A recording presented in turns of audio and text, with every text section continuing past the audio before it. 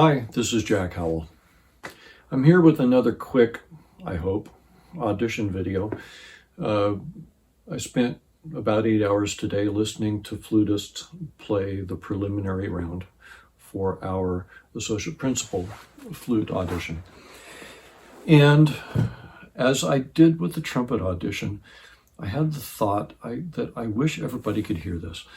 I wish everybody preparing orchestral auditions could hear the difference between players who pass this round and the players who don't. And I wish you could hear how early you can tell.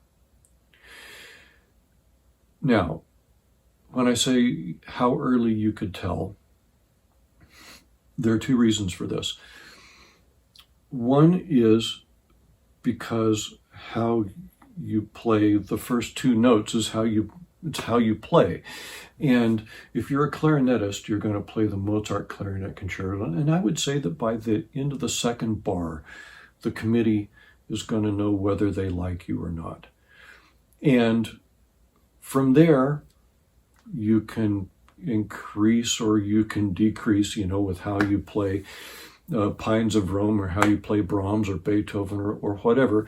But you've either started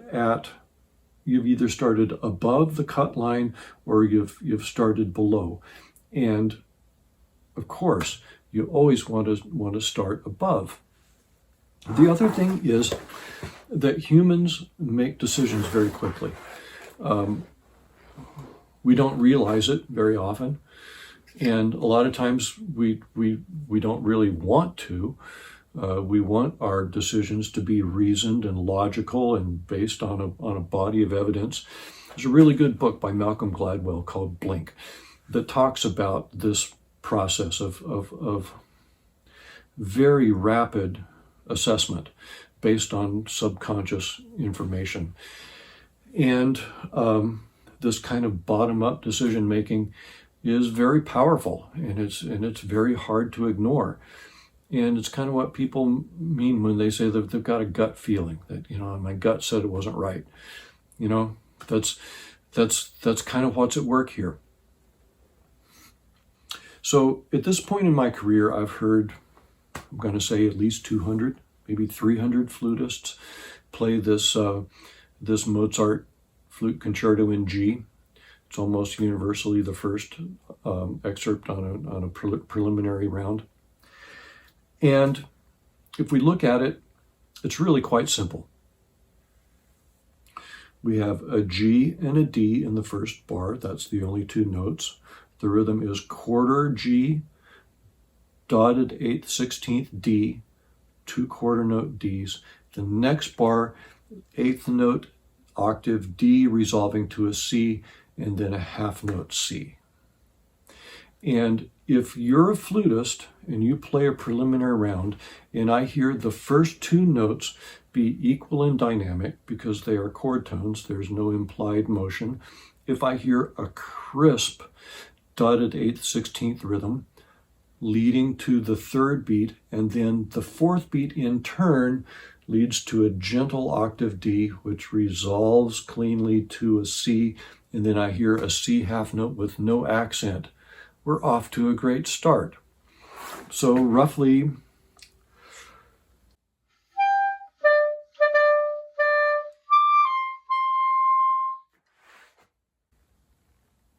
that's all I'm looking for.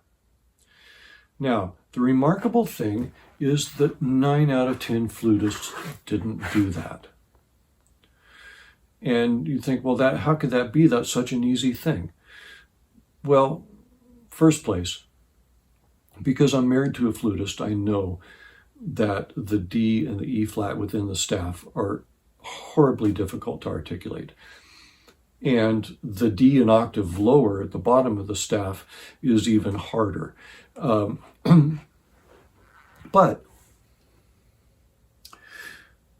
the person who wins the audition is going to be able to do it. And in the spectrum of difficulties in the audition list, it would seem like that first bar is not such, it doesn't seem like it should be impossible.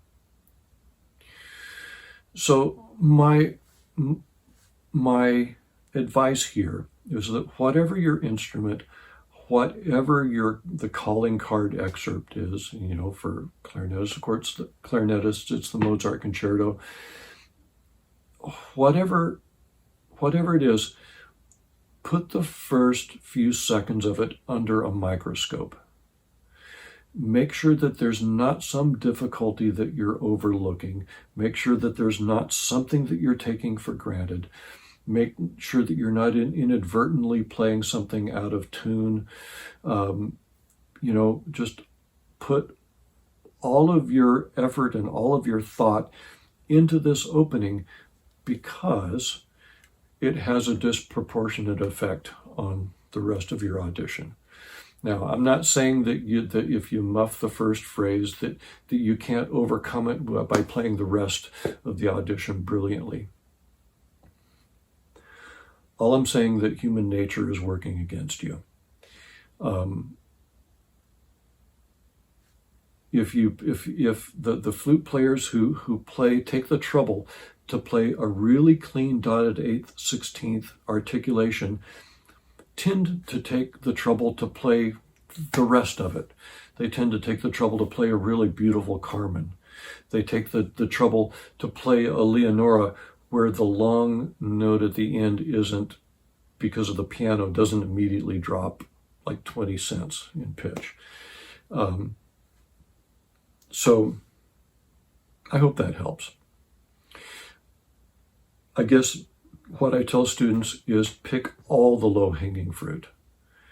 And although the D and the E flat in the staff are very difficult to articulate, really, that first bar of the Mozart is low-hanging fruit.